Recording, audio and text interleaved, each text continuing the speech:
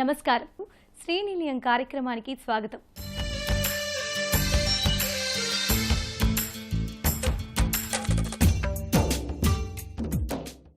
సాంకేతిక విజ్ఞానం మరింత వేగమవుతున్న కొద్దీ మానవ జీవన విధానాల్లో పెను మార్పులు సంతరించుకుంటున్నాయి.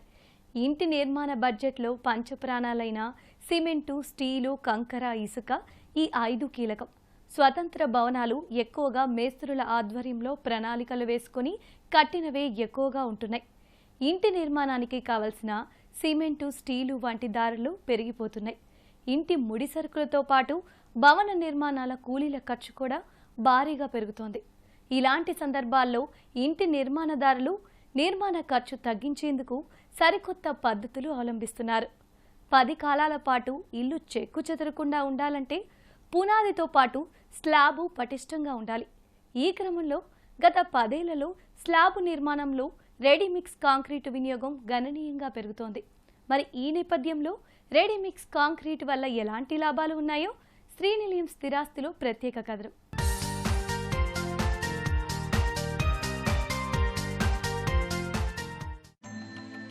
పది కాలాల పాటు ఇళ్లు చెక్కు చెదరకుండా ఉండాలంటే పునాదితో పాటు స్లాబ్ పటిష్టంగా ఉండాలి. ఈ క్రమంలో గత 10 ఏళ్లలో స్లాబుల నిర్మాణంలో రెడీమిక్స్ కాంక్రీట్ వినియోగం గణనీయంగా పెరిగింది. మొదట్లో భారీ సంస్థలు మాత్రమే ఆర్ఎంసీ ప్లాంట్లను నెలకొల్పేవి. ప్రస్తుతం నిర్మాణ రంగంలో ఆసక్తి ఉన్న యువత సైతం ఈ ప్లాంట్లను ఏర్పాటు చేసి సమర్థంగా నిర్వహిస్తున్నారు.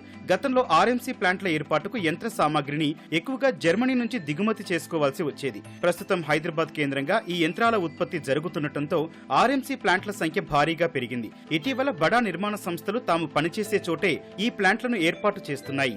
క్రమంగా ఇది పరిశ్రమగా వృద్ధి చెందుతోంది. అయితే ఈ ప్లాంట్ల నుంచి వెలువడే కాలుష్యం కారణంగా నగరంలో కాకుండా శివారు ప్రాంతాలు, ఔటర్ రింగ్ రోడ్డు సమీపానికి ప్రభుత్వం తరలించింది. ఈ రెడీమిక్స్ కాంక్రీట్ తో ఎన్నో ఉపయోగాలున్నాయని నిపుణులు చెబుతున్నారు. కన్వెన్షనల్ కి రెడీమిక్స్ కాంక్రీట్ లో డిఫరెన్సెస్ చాలా ఉంటాయి. మామూలుగా అయితే ప్రీవియస్ గా క్రషర్స్ లో 20 mm అంటే 30 mm సైజ్ వరకు స్టోన్ జనరేట్ చేసేవాళ్ళు. లోకల్గా ఉన్న మేస్త్రులు మాత్రం నాకు ఇలా దొడ్డు కంకర ఉండాలా, 20 mm లావుగా ఉండాలని చెప్పేసి తీసుకునేవాళ్ళు. స్టీల్ బార్ బెండింగ్ ఏదైతే జరుగుతుంటుందో స్లాబ్లో అది ఒక 25 mm to 30 mm వరకే ఓపెనింగ్స్ ఉంటాయి. అలా ఉన్నప్పుడు రెడీమిక్స్ కాంక్రీట్ వేసినా లేకపోతే కన్వెన్షనల్గా మిక్స్ చేసినా దాంట్లో హయ్యర్ సైజ్ ఆఫ్ స్టోన్ ఉందనుకోండి, స్టోన్ పైన మిగిలిపోతుంది, స్లరీ కిందకి వెళ్ళిపోతుంది. అప్పుడు స్ట్రెంత్ అన్ఈవెన్గా ఉంటుంది. సో రెడీమిక్స్లో అలాంటి ఇష్యూ ఎన్నడూ రాదు. రెడీమిక్స్ కాంక్రీట్ వాడడం బెనిఫిట్స్ ఏంటి అంటే మెటీరియల్ ప్రొక్యూర్మెంట్స్ మల్టిపుల్ ఉండదు. ఒక రెడీమిక్స్ కాంక్రీట్ ఒకటి చేస్తే మీకు డైరెక్ట్గా రెగ్యులర్గా సెంటరింగ్, స్టీల్, లేబర్ ఇవన్నీ వర్క్స్ కూడా అపార్ట్ ఫ్రమ్ ఉంటుంది. కాబట్టి space constraint, time constraint plus quality assured ఉంటుంది అండ్ అక్యురేట్గా ఉంటుంది. ఏదన్నా స్లాబ్లో ఎలాంటి ఇష్యూస్ వచ్చినా కూడా క్వాలిటీ కంట్రోల్ వాళ్ళు వచ్చి సాల్వ్ చేస్తారు. ఇంటి నిర్మాణానికి సంబంధించి సామాగ్రి నిల్వ చేసుకునేందుకు నగరంలో అనువైన ఖాళీ స్థలాలు ఉండవు. గతంలో 1 లేదా 2 అంతస్తులు మాత్రమే నిర్మించేవారు. ప్రస్తుతం బహుళ అంతస్తుల భవన నిర్మాణాలు ఎక్కువగా జరుగుతున్నాయి. ఈ నేపథ్యంలోనే రెడీమిక్స్ కాంక్రీట్ ఎంతో ఉపయోగపడుతుంది. నేరుగా ప్లాంట్ నుంచి ఆర్ఎంసీని తెచ్చి స్లాబులు నిర్మించవచ్చు. తక్కువ సమయంలో ఎక్కువ విస్తీర్ణంలో స్లాబు నిర్మాణం పూర్తవుతుంది. కూలీల సంఖ్య, ఖర్చు గణనీయంగా తగ్గుతుంది. ఇంజనీరింగ్ నిపుణులు నిర్దేశించిన విధంగా రెడీమిక్స్ కాంక్రీట్ మిశ్రమాన్ని ప్లాంట్లో రూపొందిస్తారు. ఫస్ట్ ఆఫ్ ఆల్ వెహికల్ వచ్చేసి లోడ్ అయిన తర్వాతకి క్యూసీ దగ్గరకు వచ్చిన తర్వాతకి ఫస్ట్ స్లంప్ చెక్ చేసిన తర్వాతకి, స్లంప్ ఎందుకు చెక్ చేశారంటే స్లంప్ ఇక్కడ మనకు 160, 140 ఉంటే సైట్ వాళ్ళు చెప్తారు ఇంత ఉండాలని చెప్పి, దాన్ని బట్టి చెక్ చేస్తాం మనం. దాని తర్వాత క్యూ మోల్స్ వేస్తామండి. క్యూ మోల్స్ వేసిన తర్వాత 24 hours తర్వాతకి రిమూవ్ చేస్తాము.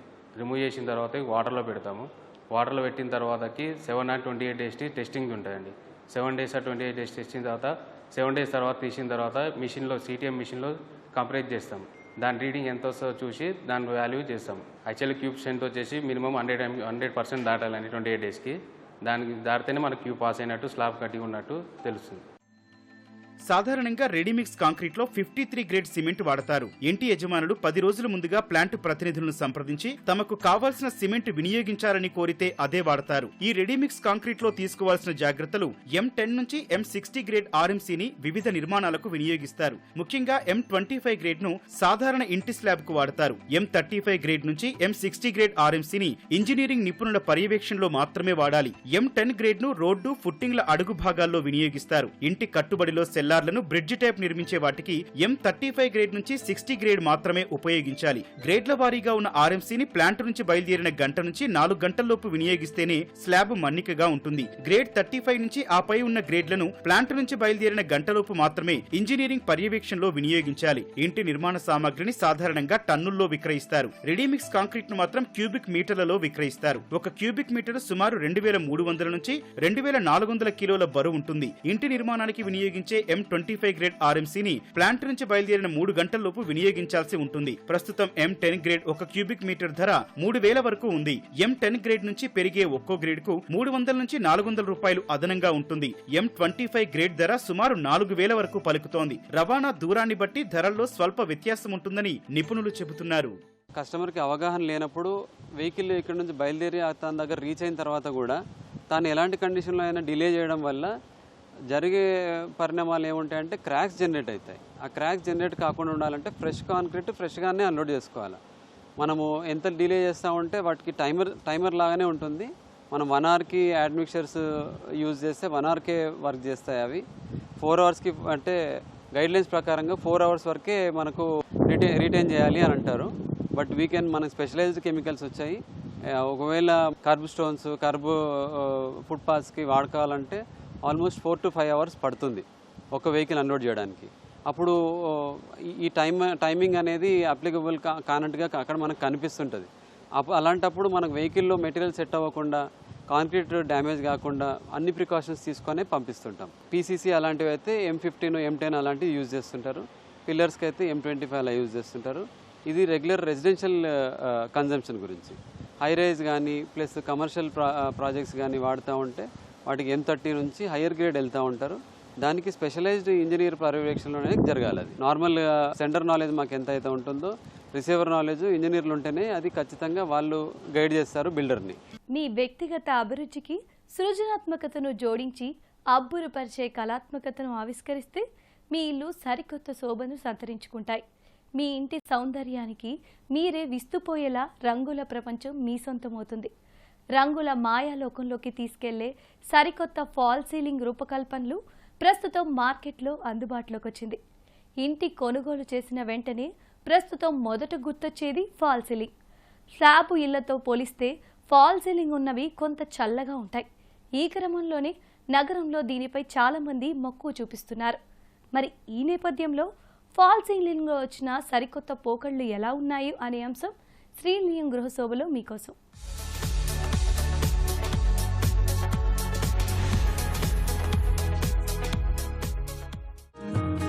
ఇంటి నిర్మాణం పూర్తి కాగానే అందరి దృష్టి ఇంటీరియర్స్ పైనే. ఫాల్ సీలింగ్ తోనే ఇది మొదలవుతుంది. ఇదివరకైతే 1-2 గదులకే పరిమితం చేసేవారు. ఇప్పుడు ఇంట్లో ప్రతి గది పైకప్పును అందంగా అలంకరిస్తున్నారు. బాల్కనీలను వదిలిపెట్టడం లేదు. ఫాల్ సీలింగే కదా, ఏదో ఒకటి చేసేయండని ఎవరికో ఒకరికి అప్పగించే పరిస్థితుల నుంచి తమ అభిరుచికి తగ్గట్టుగా ఇంట్లో ఫర్నిచర్ కు మ్యాచ్ అయ్యేలా డిజైన్ చేయాలని గృహ యజమానులు కోరుతున్నారు. ఫాల్ సీలింగ్ లో ఎన్నో రకాలు అందుబాటులో ఉన్నాయని డిజైనర్లు చెబుతున్నారు. కేవలం అందం కోసమే కాదు, ఎండాకాలంలో వేడి నిరోధకంగానూ పనిచేస్తుంది. అడ్డదిడ్డంగా వేలాడే తీగలు కనిపించకుండా కావలసిన విధంగా విద్యుత్ దీపాలను అలంకరించుకునేందుకు దోహదం చేస్తుంది. Stretch ceiling. ఇంట్లోనే కూర్చొని ఆకాశంలోని నీలిమబ్బులను చూడగలమా? స్ట్రెచ్ సీలింగ్ తో సాధ్యమే అంటున్నారు ఇంటీరియర్ డిజైనర్లు. కోరుకున్న డిజైన్లను మెంబ్రెయిన్ పై ముద్రిస్తారు. ముందుగా గోడలకు బిగించిన ఫ్రేమ్లకు వీటిని తగిలించి స్ట్రెచ్ చేస్తారు. లోపల LED లైటింగ్ ఏర్పాట్లుంటాయి. పగటిపూట ఒకలాగా, రాత్రి ఒకలాగా కనిపించేలా లైటింగ్ లో సర్దుబాటు ఉంటుంది. పలు రకాల డిజైన్లో వీటిని ఏర్పాటు చేసుకోవచ్చు. అతుకులు లేకుండా కనిపించడం దీని ప్రత్యేకత. చాలా జాగ్రత్తగా చేయాల్సి ఉంటుంది. నైపుణ్యం కలిగిన వారే చేయగలరు. ఖర్చు కూడా ఎక్కువే. విలాసవంతమైన ఆధునిక ఇళ్లలో ఉపయోగిస్తున్నారు. మన దగ్గర దీంతో పాటు బడ్జెట్ ధరల్లో PVC స్ట్రెచ్ స్కేలింగ్ వచ్చాయి. Plaster of Paris. Fall ceiling లో ఎక్కువగా POPని ఇప్పటికీ వినియోగిస్తున్నారు. కావలసిన విధంగా డిజైన్ చేసుకోవచ్చు. బడ్జెట్ ధరలో అలంకరణ పూర్తవుతుంది. తడి తగిలితే ఊడిపోయే అవకాశం ఉంటుంది. POP తర్వాత ఎక్కువ మంది జిప్సంతో చేయిస్తున్నారు. షీట్స్ రూపంలో ఇవి లభిస్తాయి. తేలిగ్గా ఉంటాయి. మెరుగైన డిజైన్లు చేయించుకోవచ్చు. భిన్న రంగులతో పైకప్పును అలంకరించుకోవచ్చు. కొన్నాళ్ల తర్వాత కావాలంటే వేరే రంగులు వేసుకునే వెసులుబాటు ఉంటుంది. PVC ఇటీవలి కాలంలో బాగా ప్రాచుర్యం పొందుతున్నాయి. ప్రధానంగా వంటశాలలు, బేస్మెంట్లు, బాత్రూంలు, కారిడార్లు, బాల్కనీల కోసం ఉపయోగిస్తున్నారు. మార్కెట్లోకొచ్చిన పీవీసీ లోవర్స్ తో ఇంట్లోని ఏ గదినైనా అందంగా ఫాల్ సీలింగ్ తో అలంకరిస్తున్నారు. తడి తగిలినా ఇబ్బంది లేదు. చెదలు పట్టకపోవడం కలిసొచ్చే అంశం. ఒక పడక గది అలంకరణకు 10,000 నుంచి 12,000 వరకు ఖర్చవుతుంది. చాలా రంగుల్లో అందుబాటులో ఉండటంతో నచ్చిన రంగును ఎంపిక చేసుకోవచ్చు. 3-4 రంగులు కలగలిపి డిజైన్ చేసుకోవచ్చు. కాకపోతే ఒకసారి రంగులను ఎంపిక చేసుకుని డిజైన్ చేయించుకున్నాక కొన్నాళ్ల తర్వాత మార్చుకుందామన్నా సాధ్యం కాదు. మళ్లీ పూర్తిగా కొత్త ఫాల్ సీలింగ్ చేయించుకోవాలి. కలపతోనూ. మన దగ్గర కలపతో ఫాల్ సీలింగ్ చేయించడం చాలా అరుదుగా కనిపిస్తుంది. సిటీలో విదేశాల నుంచి దిగుమతి చేసుకున్న కలపతో పైకప్పులను డిజైన్ చేయించుకుంటున్న వారు ఉన్నారు. ఇవి ఇంటి అందాన్ని మరింత పెంచుతాయి. గృహ వాతావరణం వేసవిలో చల్లగా, శీతాకాలంలో వెచ్చగా ఉండేలా చేస్తాయి. ప్రతికూలతలు లేకపోలేదు. జాగ్రత్తలు తీసుకోకపోతే చెదలు పట్టే అవకాశం ఉంది. నాణ్యమైన కలప వాడకపోతే ప్రమాదాలు జరిగినప్పుడు త్వరగా మంటలంటుకునే ఇబ్బంది ఉంటుంది. మార్కెట్లో ఫైబర్ ఫాల్ సీలింగ్ అందుబాటులో ఉన్నాయి. గృహాల కంటే కార్యాలయాల్లో ఎక్కువగా ఉపయోగిస్తుంటారు. ఇందులో ఫైబర్ గ్లాస్ తో సహా రకరకాల డిజైన్లలో లభిస్తున్నాయి. సాదా రకాలే కాదు, వీటిలో చూడగానే ఆకట్టుకునే డిజైన్లు ఉండటం ప్రత్యేకత. మిగతా వాటితో పోలిస్తే వీటి దృఢత్వం తక్కువ. మెటల్ తోనూ చేయించుకోవచ్చు. ఎక్కువ కాలం మన్నిక కావాలని కోరుకునేవారు మెటల్ సీలింగ్స్ ను పరిశీలించవచ్చు. ఇవైతే మంటలను తట్టుకుంటాయి. వాలు పైకప్పులున్న వాటికి ఇవి బాగా నప్పుతాయి. ఫాల్ సీలింగ్ ఎంపికలో బడ్జెట్ కీలక పాత్ర పోషిస్తుంది. ప్రతి దాంట్లో సానుకూలతలు, ప్రతికూలతలు ఉన్నాయి. మీ అవసరాలు, బడ్జెట్ ను బట్టి ఎంపిక చేసుకోవచ్చు. సాధారణంగా మన ఇళ్ల పైకప్పులు 8 నుంచి 10 అడుగుల ఎత్తులో ఉంటాయి. పైకప్పునకు ఫాల్ సీలింగ్ మధ్య మరీ తక్కువ, మరీ ఎక్కువ అంతరం లేకుండా చూసుకోవాలి. సాధారణంగా 8 అంగుళాలుంటే చాలని నిపుణులు సూచిస్తున్నారు. ట్రే సీలింగ్స్ లో ఎక్కువ డిజైన్లు అందుబాటులో ఉంటాయి. కాలం చెల్లిందనే వాదనలున్నా ఇందులోనూ సరికొత్తగా డిజైన్ చేస్తున్నారు. 2 దశల్లో చేపట్టాల్సి ఉంటుంది. కాబట్టి పైకప్పు తక్కువ ఎత్తు ఉన్నప్పుడు ఇది సాధ్యం కాదు. ఇప్పుడు ఎక్కువగా ఒకే వరుసలో జామెట్రిక్ తరహా సీలింగ్ డిజైన్లు చేయిస్తున్నారు. ఫాల్ సీలింగ్ వేసుకున్నందువల్ల పైన వేరే ఫ్లోర్స్ లేకపోతే మన ఫ్లోర్స్ అన్ని చల్లగా ఉండే ఛాన్సెస్ చాలా ఎక్కువ ఉంటాయి. అది కాకుండా ప్రాపర్ లైటింగ్ ప్రొవైడ్ చేయాలంటే ఫాల్ సీలింగ్లోంచి లైటింగ్ ప్రొవైడ్ చేస్తే అది చాలా కండక్టివ్గా మనకి చాలా యూస్ఫుల్గా ఉంటుంది. ఫాల్ సీలింగ్ అనేది మామూలుగా అయితే జిప్సమ్ బోర్డ్తో తయారు చేస్తారు. కొన్ని చోట్ల వుడెన్ ఫాల్ సీలింగ్స్ చేస్తాము. కొన్ని చోట్ల మెటల్ యూస్ చేస్తాము. ఒక రూమ్ థీమ్ ని బట్టి తీసుకొని ఆ ఫాల్ సీలింగ్ చేస్తాము. కొన్ని చోట్ల గ్లాస్ కూడా ఇచ్చి గ్లాస్ లోపల నుంచి లైటింగ్ కూడా ఇస్తాం. ఈ ఫాల్ సీలింగ్ తయారు చేసినప్పుడు కోవ్ లైట్ ప్రొవైడ్ చేసి వాటిల్లో మంచి లైటింగ్ ఇస్తే ఆ కోవ్ లైట్ వల్ల సీలింగ్ హైట్ కూడా పెరిగిన ఒక ఇల్యూషన్ వస్తుంది. స్టడీ ఏరియాస్, మనం స్టడీస్కి కానీ కిచెన్స్కి కానీ వాటికి మనం టాస్క్ లైటింగ్ ఇవ్వచ్చు. అది కాకుండా జనరల్ లైటింగ్, ట్యూబ్ లైట్లు అవి ఇవ్వకుండా ఫాల్ సీలింగ్లోనే జనరల్ లైటింగ్ ఇస్తున్నాము. అది కాకుండా మూడ్ లైటింగ్ అని ఈ కోవ్ లైటింగ్ ద్వారాను, షాండిలియర్స్, వేరే డెకరేటివ్ లైట్స్ ద్వారాను మూడ్ లైటింగ్ ప్రొవైడ్ చేస్తాం. ఇలాగ ప్రతి మూడ్కి, ప్రతి అవసరానికి అనుగుణంగా లైటింగ్ ఇవ్వాలన్నా కూడా ఫాల్ సీలింగ్ మనకి ఒక బేస్ లాగా ఉంటుంది. In this way fall ceiling కూడా it's become a very important character and an important feature of every home. ఇంటిని శుభ్రంగా ఉంచుకోవడమే కాదు, కళాత్మకంగా ఇంటికి వచ్చిన బంధువులను ఇట్టే ఆకట్టుకునే విధంగా తమకంటూ ప్రత్యేకంగా రూపకల్పన చేసుకోవడానికి నేటి తరం గృహయజమానులు ఆసక్తి చూపిస్తున్నారు. దీంతో ఇంట్లోని వారికి ఆహ్లాదం, అతిథుల నుండి ప్రశంసలు రెండూ దక్కుతున్నాయి. ఇంటిని ఉన్నంతలో చక్కగా అలంకరించుకోవడం అనేది ఒక కళ. ఇంటి అందాన్ని పెంచి అందరి దృష్టిని ఆకట్టుకోవడంలో కిటికీలకు ఏర్పాటు చేసుకునే కర్టన్లు అని చెప్పవచ్చు. ఒకప్పుడు చాలా అవసరం అనుకుంటే తప్ప ఇంటిలో కర్టన్లు వేలాడి తీసుకునేవారు కాదు. కానీ ఇప్పుడు పరిస్థితులు పూర్తిగా మారిపోయాయి. కొత్త ఇంటి కోసం భారీగా ఖర్చు చేస్తుండగా పాత ఇళ్లలోనూ ఎప్పటికప్పుడు మార్పులతో సరికొత్త అందం ఇచ్చేందుకు ప్రయత్నిస్తున్నారు. ప్రస్తుతం మార్కెట్లో సరికొత్త కర్టన్లు అందుబాటులోకి వచ్చాయి.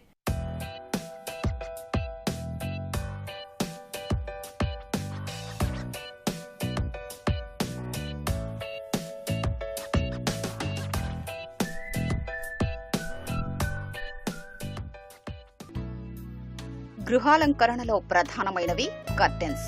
కర్టెన్స్ తో ఇంటి అందం ముడిపడి ఉంటుంది. అందుకే ఈ బాధ్యతను కొందరు ఇంటి యజమానులు డిజైనర్లకు అప్పగిస్తుంటే మరికొందరు తమ తమ అభిరుచికి తగ్గట్లుగా సొంతంగా తీర్చిదిద్దుకుంటున్నారు. సినీ తారలు, వ్యాపారవేత్తలు తీసిపోని విధంగా ఇంటిని అలంకరించుకుంటున్నారు. కొందరైతే విదేశాల్లో నుండి వచ్చే ఫ్యాబ్రిక్ తో ఇంటికి కర్టెన్స్ నచ్చిన విధంగా కుట్టిస్తున్నారు. కర్టెన్స్ అనగానే ఎక్కువగా మనకు ముందుగా గుర్తొచ్చేది పాలిస్టర్, కాటనే కనిపిస్తుంటాయి. వీటితో పాటు లెనిన్, సింథటిక్, సాటిన్, వెల్వెట్ వస్త్రాలతో కుట్టినవి కూడా మార్కెట్లో లభిస్తున్నాయి. తమ బడ్జెట్ కు అనుగుణంగా ఇంటికి నప్పే కర్టెన్లు గృహ యజమానులు ఎంపిక చేసుకుంటున్నారు. తక్కువ ధరల్లో పాలిస్టర్ లభిస్తే ఆ తర్వాత కాటన్ లభ్యమవుతుంది. లెనిన్ వస్త్రాలు ఖరీదు ఎక్కువగా ఉంటాయి. చాలా మంది రెడీమేడ్ దొరికేవి కొనుగోలు చేస్తుంటే తమ ఇంట్లో ఫర్నిచర్ గోడలకు నప్పే రంగుల కర్టెన్లు కొందరు నచ్చిన విధంగా తయారు చేసుకుంటున్నారు. ఇంటీరియర్ డిజైనర్లకు 2 రకాల కర్టెన్స్ డిజైన్ చేస్తున్నారు. తొలుత కర్టెన్లకు షేడెడ్ కర్టెన్స్, ఆ తర్వాత మరో కర్టెన్ క్లాత్ తో వస్తుంది. షేడెడ్ కర్టెన్లకు సాధారణంగా పాలిస్టర్ కాటన్ ఉపయోగిస్తుంటారు. వీటిలో ఎన్నో రకాల డిజైన్లు మార్కెట్లో అందుబాటులో ఉన్నాయి. ప్యానెల్ కర్టెన్ డిజైన్లు ఇప్పుడు ట్రెండీగా ఉన్నాయి. కర్టెన్ పై భాగంలో లేత రంగు ప్లెయిన్ గా ఉంటూ కిందికొచ్చేసరికి క్రమంగా ముదురు రంగు డిజైన్లలో ఉండే ఓమ్ బ్రెడ్ డిజైన్లు ట్రెండ్ సైతం ప్రస్తుతం ఇష్టపడుతున్నారు. మార్కెట్లో పాయిల్ ప్రింట్లు ఉన్న కర్టెన్లు కూడా ఇష్టపడుతున్నారు. కర్టెన్స్ అంటే ఇంటికి అందం, ఎండ నుండి రక్షణ. ఇంట్లో కొనుగోలు చేసే కర్టెన్లు కుటుంబ సభ్యుల అభిరుచులు, ఆలోచనలు కూడా ప్రతిబింబిస్తాయి. వాటిలో పిల్లలకు ఇష్టమైన రంగులు, డిజైన్లను కూడా ఎంబ్రాయిడరీతో చేయించుకుంటున్నారు. కుటుంబ చిత్రాల్ని సైతం కర్టెన్లపై ప్రింట్ చేయిస్తున్నారు. ముఖ్యంగా కర్టెన్ కొనుగోలు చేసే ముందు వాటి ఉపయోగం, ఇంటికి నప్పే రంగు, అక్కడున్న స్థలాన్ని బట్టి కొనుగోలు చేయాల్సి ఉంటుంది. లివింగ్ ఏరియాలో కర్టెన్ పై భాగంలో, కింది భాగంలో డిజైన్ ఉండేలా చూస్తున్నారు.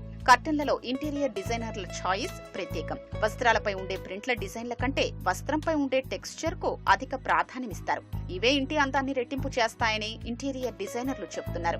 ఇంట్లోని గోడలు, ఫర్నిచర్ రంగులకు అనుసంధానమయ్యే కర్టెన్లను ఎంపిక చేసుకోవాలని నిపుణులు సూచిస్తున్నారు. ప్రస్తుతం స్మార్ట్ హోమ్స్ రావడంతో ఇంట్లో వాడే ఉపకరణాలు రిమోట్ తో పనిచేస్తున్నాయి. కర్టెన్లు మాత్రం చేతికందక ఇబ్బంది పడడం ఎందుకు? అందుకే ఇప్పుడు మోటరైజ్డ్ తో పనిచేసే కర్టెన్లు వచ్చేశాయి. స్మార్ట్ హోమ్ లో వీటికే అధిక ప్రాధాన్యమిస్తున్నారు. కూర్చున్న చోట నుండే కర్టెన్లను తెరవచ్చు, మూయొచ్చు. వీటిలో మరో ప్రత్యేకత కూడా ఉంది. చేత్తో తాకితే చాలు సెన్సార్ తో తెరుచుకునే కర్టెన్లు సైతం అందుబాటులోకి వచ్చాయి.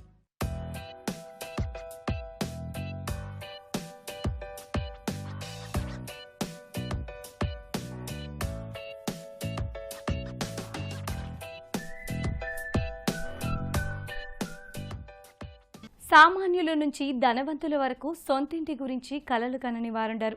ఎన్నో ఏళ్లు కష్టపడి దాచుకున్న డబ్బుకు అసలైన విలువ, మరెన్నో ఆలోచనలకు అందమైన రూపమిచ్చేలా సొంతింటిని నిర్మించుకోవాలని అందరూ అనుకుంటారు. కావలసిన డబ్బు, స్థలం సమకూరిన తర్వాత ఇల్లు కట్టాలనే ఆలోచన చేసుకుంటారు. మరి ఇళ్ల స్థలాలు, అపార్ట్మెంటు కొనే ముందుగా వాస్తును పరిశీలిస్తుంటారు. మరి ప్రేక్షకులు అడిగిన ప్రశ్నలకు సమాధానాలు వాస్తు నిపుణుల మాటలో తెలుసుకుందాం.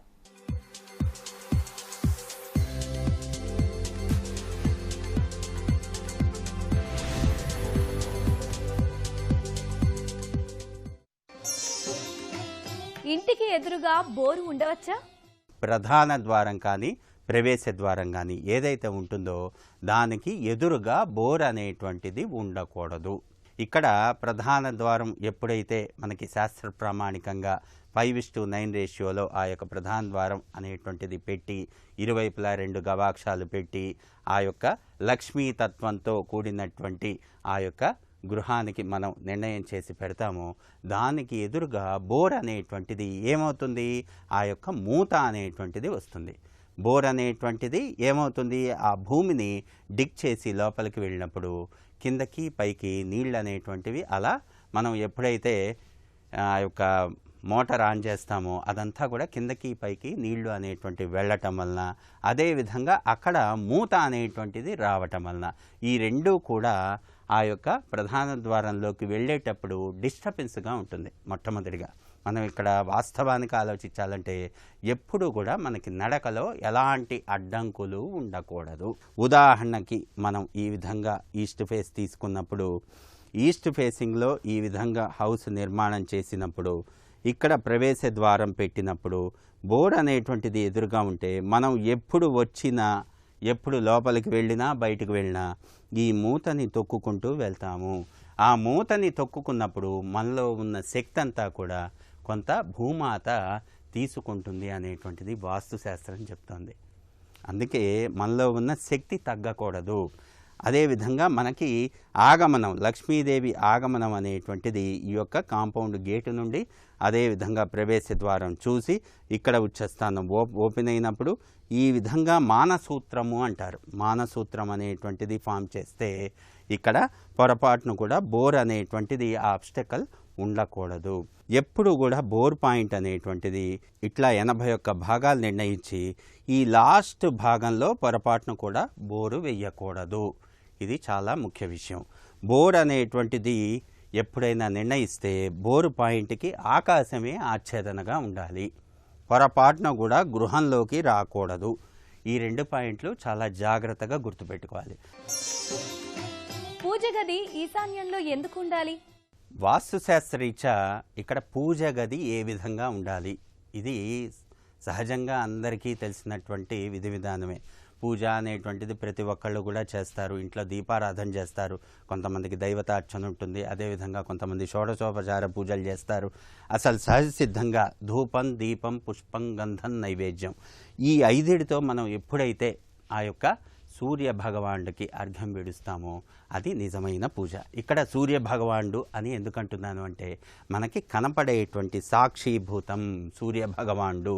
ఇక్కడ పూజ అనేటువంటిది ఈశాన్యంలోనే చెయ్యాలా, ఇంకా ఎక్కడ పెట్టాలి పూజ గది అనేటువంటిది చాలామందికి ఒక సందేహం. ఇక్కడ పూజ అనేటువంటిది తప్పకుండా తూర్పు ఈశాన్యంలో కానీ ఉత్తర ఈశాన్యంలో కానీ మనం ఆ యొక్క ప్లేస్మెంట్ అనేటువంటిది ఇవ్వాలి. అంటే ఏంటంటే ఇది గృహం అనుకోండి, ఇది ఈస్ట్ వైపు మనం తీసుకున్నాం అనుకోండి రాజవీధి, ఇది ప్లాట్ అనుకోండి. దీనిలో గృహంలో మనం ఈ యొక్క గర్భం నుండి ఈ విధంగా తీసుకున్నప్పుడు ఇది నార్త్ ఆఫ్ నార్త్ ఈస్ట్ అంటే ఉత్తర ఈశాన్యం, ఇది ఈశాన్యం, ఇది తూర్పు ఈశాన్యం, ఇది తూర్పు. మనం పూజ గది అనేటప్పటికీ కంపల్సరీగా అంటే తూచా తప్పకుండా ఈ యొక్క స్థానంలోనే మనం పూజ అనేటువంటిది ప్లానింగ్లో డిజైన్ చేసుకోవాలి. ఇక్కడ చాలా జాగ్రత్తగా గుర్తుపెట్టాల్సింది ఏంటంటే కొంతమందికి అపోహ, ఈ మూలన ఈశాన్యం మూల ఉంటే పూజ గది బరువు అవుతుంది కదా అని చెప్పేసి చాలామందికి సందేహం ఉంటుంది. ఎప్పుడూ కూడా ఇక్కడ పూజ గది అనేటువంటిది మూలన ఉంటే తప్పు కాదు. ఎప్పుడు తప్పు అవుతుంది? మీరు ఇక్కడ విండోస్ అనేటువంటివి ఇవ్వనప్పుడు. మనం ఏదైనా డిజైన్ చేసినప్పుడు ఒక రూమ్ డిజైన్ చేసామనుకోండి, కార్నర్ రూమ్ వాస్తే ఏమిటి, ఇక్కడ ఉచ్చస్థానాలు ఏమిటి, తప్పకుండా ఇక్కడ ఉచ్చస్థానాలు ఓపెన్ అవ్వాలి. ఒకవైపు ఉచ్చ ఓపెన్ అయ్యి ఇంకో ఉచ్చ వైపు క్లోజ్ చేసామనుకోండి, అది తప్పు, వెయిట్ ఇంబ్యాలెన్స్ని క్రియేట్ చేస్తుంది. అదేవిధంగా నార్త్ ఈస్ట్ కార్నర్లో మీరు పూజ అనేటువంటిది మనం డిజైనింగ్కి తగ్గట్టుగా చేసినప్పుడు తప్పకుండా ఉత్తరం వైపు నుండి తూర్పు వైపు నుండి వెంటిలేషన్ అనేటువంటిది ఆ పూజలోకి రావాలి. అదేవిధంగా ఈస్ట్ వైపు డిజైన్ చేసామనుకోండి, మనం ఈస్ట్ అభిముఖంగా కూర్చునే అనుష్ఠానం చేస్తాం. మనం కూర్చునేటువంటిది కూడా ఈ యొక్క తూర్పు దిశకు చూస్తూ ఈ యొక్క పూజా విధానం చేయటం సర్వవిధ శ్రేయోదాయకం. కాబట్టి పూజ అనేటువంటిది ఇక్కడ నార్త్ ఈస్ట్ కార్నర్లో కానీ లేకపోతే ఇక్కడ ఈస్ట్ జోన్లో కానీ అదేవిధంగా ఇక్కడ నార్త్ ఆఫ్ నార్త్ ఈస్ట్ జోన్లో కానీ ఈ యొక్క డిజైనింగ్ అనేటువంటిది చేసుకోవచ్చు. అయితే కొంతమందికి ఆ యొక్క డూప్లెక్స్ డిజైన్స్లో కానివ్వండి ఇవన్నీ కూడా కొన్ని పాసిబుల్ కాదు. అలాంటప్పుడు ఏంటంటే ఇక్కడ మధ్యలో ఇస్తూ ఉంటారు పూజ.